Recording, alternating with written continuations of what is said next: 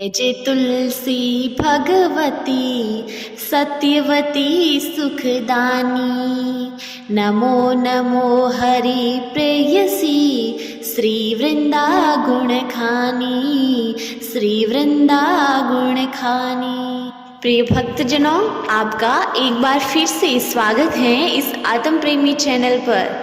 प्रिय भक्तजनों, मुझे पूरी उम्मीद है आप हर रोज नियम से कार्तिक मास के महात्म्य के अध्यायों का श्रवण कर रहे हैं और पूरी उम्मीद है आपको पसंद भी आ रहे हैं। इस वीडियो के अंतर्गत आप कार्तिक मास के अध्याय 3 का श्रवण करेंगे और इसके साथ ही एक बूढ़ा आदमी और भगवान कृष्ण की कथा का श्रवण करेंगे जो कार्तिक मास में सुनी जाती है। कथा शुरू करने से पहले आपसे निवेदन है कि अगर आपको वीडियोज पसंद आती हैं तो लाइक ज़रूर कीजिए और चैनल को सब्सक्राइब करना तो बिल्कुल भी मत भूलिएगा। और हाँ, बेल आइकन को प्रेस कर दें ताकि आने वाली वीडियो सबसे पहले आप तक पहुँचे। और कार्तिक मास की कथा सुनने वाले आपके मित्र बंधुओं के साथ वीडियो शेयर जरूर करें। प्रिय भक्तजनों, अब श्रवण कीजिए कार्तिक महात्म्य के अध्याय 3 का। नारद जी बोले, ऐसा कहकर विष्णु भगवान मछली रूप धारण कर कश्यप की अंजलि में प्राप्त हुए। उस मछली पर दया करके मुनि ने उसको कमंडल में डाल लिया। जब वह उसमें न समाई तब कुएं में डाला। कुएं से तालाब में, तालाब से समुद्र में डाली गई। तब मत्स्य रूपधारी भगवान शंकासुर को मारते हुए और अपने हाथ में दबाकर वद्रीवन को गए और वहाँ सब ऋषियों को बुलाकर भगवान बोले कि जल के भीतर वेद निमग्न हो गए हैं, तुम उन्हें ढूंढो और शीघ्रता पूर्वक जल में से निकालकर रहस्य समेत ले आओ, जब तक मैं सब देवताओं समेत प्रयाग में निवास करूँगा। नारद जी बोले, तब तपोबली उन मुनियों ने बीज और यज्ञ मंत्रों सहित वेदों का उद्धार किया। उन ऋषियों में से जिसने जो निकाला वह भाग उसी ऋषि के नाम से प्रसिद्ध हुआ।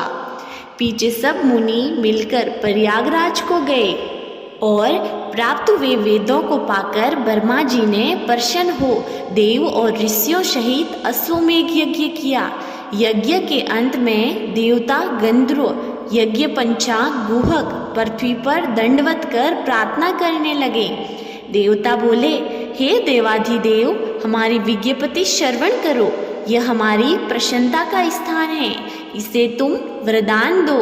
हे रमापते, इन ब्रह्मा जी ने इस स्थान में नष्ट हुए वेद फिर पाए और हमने यज्ञ के भाग प्राप्त किए, इसलिए आपके प्रसाद से ये स्थान पृथ्वी में अत्यंत श्रेष्ठ हो और पुण्य देने वाला हो, और ये महीना भी ब्रह्मा हत्या आदि को दूर कर अक्षय फल देने वाला हो। श्री विष्णु बोले, हे देवताओं, जो बात तुमने कही है यही मुझे भी अभिष्ट है, इसलिए ऐसा ही होगा।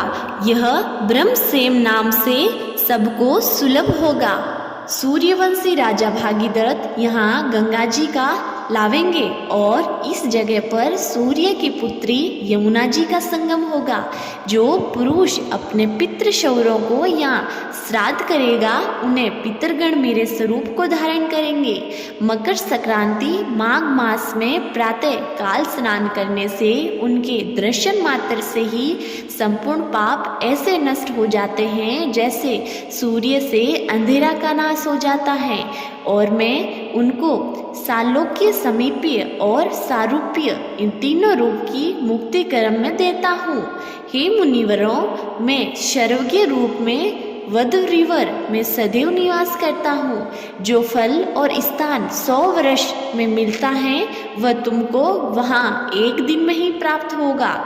उस स्थान के दर्शन करने वाले मनुष्य जीवन मुक्त हो जाते हैं। सूत जी बोले, विष्णु देवता से ऐसे कहकर ब्रह्मा जी सहित वहीं अंतर्ध्यान हो गए और इंद्रादिक देवताओं भी अंशों में यहाँ रहकर अंतर्ध्यान हो गए। जो मनुष्य शुद्ध चित्त से इस पवित्र कथा को सुनते हैं उनको प्रयागराज और बद्रीवन में जाने का फल मिलता है। प्रिय भक्तजनों, अब श्रवण कीजिए बूढ़ा और भगवान कृष्ण की कथा का। एक बूढ़ा था जिसके 4 बेटे की बहुएं थी। उसके घर वाली नहीं थी। कार्तिक का महीना आया तब अपने बेटा की बहू को कहा कि मुझे कार्तिक स्नान करा दोगे क्या। सबसे पहले बड़ी बहू को कहा। जब बड़ी बहू बोली कि ससुर जी, मुझसे तो कार्तिक स्नान बन नहीं आएगा, मेरे तो सुबह बच्चे स्कूल जाते हैं, उनको टिफिन तैयार करके स्कूल भेजना पड़ता है, मेरे तो बस की बात नहीं है। दूसरी को पूछा तो उसने भी यही जवाब दिया। तीसरी बहू ने कहा तो उसने कहा, ससुर जी कार्तिक स्नान कैसे करनी है। जब ससुर जी ने कहा, बहू सुबह 5 बजे उठकर बाल्टी धो मांझकर तालाब से पानी लेकर आना है, कपड़े धोना, मेरे चाय दूध बनाना और सुबह गरम गरम खाना बनाकर भोजन करवाना। कार्तिक महीना पूरा होने के बाद ब्राह्मण भोजन करवाना। फिर तीसरी बहू बोली कि सर्दी में कौन जल्दी उठेगा, कौन तालाब से बाल्टी भरकर लाएगा। ऐसा कहकर तीसरी बहू ने भी मना कर दिया। तब ससुर जी चौथी बहू के पास गए और कहा कि मुझे कार्तिक स्नान करवा दोगी क्या। और वही नित्य क्रम बताए चौथी बहू को जो तीसरी बहू को बताया। तब चौथी बहू ने कहा कि ससुर जी, मैं आपको स्नान करवा दूंगी, कपड़े धोकर सुखा दूंगी, चाय दूध बनाकर दे दूंगी और गरम गरम खाना भी बनाकर भोजन करवा दूंगी। ससुर जी तो प्रसन्न हो गए। बहू सुबह 5 बजे अंधेरे अंधेरे बाल्टी धोकर तालाब से पानी भरकर लाकर दे देती। ससुर जी स्नान कर लेते। जब बहू धोती धोकर ओरा में सुखा देती। छोटी बहू अपने पीहर में लाडली होने से उसको धोती पूरी निचोड़नी नहीं आती। वह ओरे में झरझरती धोती सुखा देती। ससुर जी की झरझरती धोती ऐसे सूखती मानो उसमें से हीरे मोती झर रहे हो। फिर बहू खाना बनाकर ससुर जी को भोजन करवा देती। ससुर जी तो बहुत आशीर्वाद देते। दूसरे दिन ससुर जी के स्नान करने के बाद धोती धोकर ओरा में सुखाने के लिए जाती तो ओरा में खूब हीरा मोती पड़े होते हैं। बहू हीरा मोती को उठाकर ऊपर रख देती हैं। ऐसे करते करते कार्तिक महीने में पूर्णिमा आई। तब ससुर ने कहा कि आज कार्तिक महीना संपूर्ण हुआ, मुझे ब्राह्मण भोज करवाना है। तो बहू ससुर से बोली, आप तो ब्राह्मण को कहकर आ जाओ, मैं खाना बना दूंगी और भोजन करवा दूंगी। ससुर जी ने बहू से कहा कि पहले घर वालों को भोजन करवाते हैं, फिर ब्राह्मण को भोज कराएंगे तो फल होता है। बहू ने कहा कि ससुर जी, आप बड़े वाले बेटा बहू और सभी बच्चों को कहकर आ जाओ कि आज सभी को मेरे यहाँ भोजन करने के लिए आना है। बेटा बहुएं और बच्चे सब छोटी बहू के घर भोजन करने के लिए आते हैं। छोटी बहू रसोई बनाकर खेत में चली जाती है। ससुर जी को कहती हैं कि आप ब्राह्मण को भोजन करवा कर आप सभी भोजन कर लेना। इतना कहकर वह खेत में चली गई। खेत में चिड़िया बहू का खेत चुग रही थी। वह बहू चिड़िया से बोली, आओ चिड़िया, राम जी रो खेत, राम जी की चिड़िया चुग जाओ खेत। वह तो चिड़िया को भी यही बोली। पीछे से जेठानी आई, सभी भोजन करके हांडी पर उल्टा ढक रख देती है और अपने घर चली जाती है। ससुर जी ने देखा कि रसोई में पीछे कुछ भी नहीं बचा है। देखे तो सभी हांडियाँ खाली पड़ी हैं और ढक्कन भी उल्टे रखे हुए हैं। तब ससुर जी विचार में पड़ गए, बहू खेत से वापस आएगी तब क्या भोजन करेगी।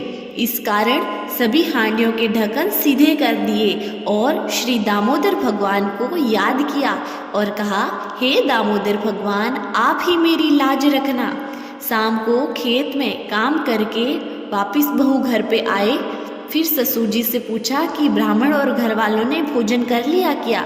ससुर जी डरते बोले कि हाँ बहू, सभी ने भोजन कर लिया, अब आप भी भोजन कर लो। मन में दामोदर भगवान को याद किया कि मैं झूठ तो बोल दिया, लेकिन बहू भोजन क्या करेगी। हांडी में तो कुछ भी नहीं बचा है। बहू रसोई में जाकर ढक्कन उठाकर देखती हैं तो हांडियों में वैसे की वैसे भरी हुई हैं। बहू ने ससुर जी से कहा कि आपने तो कहा कि सभी ने भोजन कर लिया, लेकिन यहाँ पर रसोई जैसी की जैसी पड़ी है। तब ससुर जी रसोई में आए और हांडियाँ देकर बहू को सारी बात सच सच बताई। तब बहू को कहा कि तुमने सच्चे मन से मुझे कार्तिक स्नान करवाया, इस कारण दामोदर भगवान हमारे ऊपर प्रसन्न हुए। जब बहू ने भी ससुर जी की ओरा में हीरा मोती होने की बात बताई, फिर बहू ने ससुर जी से कहा, चलो ससुर जी हम खेत में बाजरी के सीटे लेकर आते हैं। जब दोनों खेत में गए तो बाजरी के सीटे भी सोने के हो गए। सीटा घर लेकर आई तो जेठानियां भी देखकर पूरी जल गई और कहा कि ससुर जी ने कार्तिक स्नान करवाने से इतना फल और धन मिलता है क्या। तीनों बहुएं बोली कि अगली साल ससुर जी को कार्तिक स्नान हम करवाएंगे। ससुर जी आप तो हमारे साथ चलो। ससुर जी बोले, आपको ठंडा लगेगा पानी, और आप लोगों से तो जल्दी भी नहीं उठा जाएगा। बहुएं बोली, ससुर जी मैं सुबह जल्दी उठकर कार्तिक स्नान करवा देंगे। कार्तिक का महीना आया, ससुर जी की धोती धो देती, लेकिन उसमें पानी बहुत रख देती और ओरा में सुखा कर आ जाती। एक बहू चाय बना कर देती, दूसरी बहू पूजा का सामान निकाल कर देती और कोई साथ में जाती। ऐसा करते करते महीना पूरा हो गया और कार्तिक पूर्णिमा आई। ससुर जी ने कहा कि ब्राह्मण भोजन करवाना है। बहुओं ने कहा कि आपकी इच्छा हो जितने ब्राह्मण भोज करवाओ और दान पुण्य करो। ससुर जी ने कहा कि मेरे पास तो कुछ नहीं है। बहुओं ने ससुर जी से कहा कि ओरा में चलो, वहाँ पर बहुत ही हीरा मोती पड़े हैं, आपकी इच्छा हुए जितना दान पुण्य करो। बहुओं ने ओरा खोला तो ओरा में सांप बिच्छू ईलियां भरी होती हैं। ससुर जी ने अपनी बहुओं से पूछा, ये क्या है। बहुओं ने कहा कि हम आपको हीरा मोती के लालच में कार्तिक स्नान कराते थे, जिसका हमें यह फल मिला। छोटी बहू आपको तन मन से कार्तिक स्नान करवाती थी, जिसके कारण उन्हें हीरे मोती हो गए। सभी बहुएं जाकर छोटी बहू के पाँव पकड़कर क्षमा मांगी और कहा कि हे कार्तिक माता, हमें क्षमा करो। कार्तिक माता ने कहा कि पहले के हिस्से का आधा आधा धन देवरानी को देना। जब आधा आधा धन देवरानी को दिया, जब सांप बिच्छू सभी गायब हो गए। हे कार्तिक माता, राई दामोदर जी छोटी बहू पर प्रसन्न हुए, वैसे ही सब पर प्रसन्न होना। बड़ी बहुओं के साथ हुआ वैसा किसी के साथ मत करना। बोलिए दामोदर भगवान की जय। प्रिय भक्तजनों, मुझे पूरी उम्मीद है कि आज की कथाएं आपको बहुत पसंद आई हैं। पसंद आई हैं तो वीडियो को लाइक कीजिए और हाँ, चैनल को सब्सक्राइब करना बिल्कुल मत भूलिएगा। मिलते हैं कल अगली कथा के साथ। तब तक के लिए जय भोलेनाथ।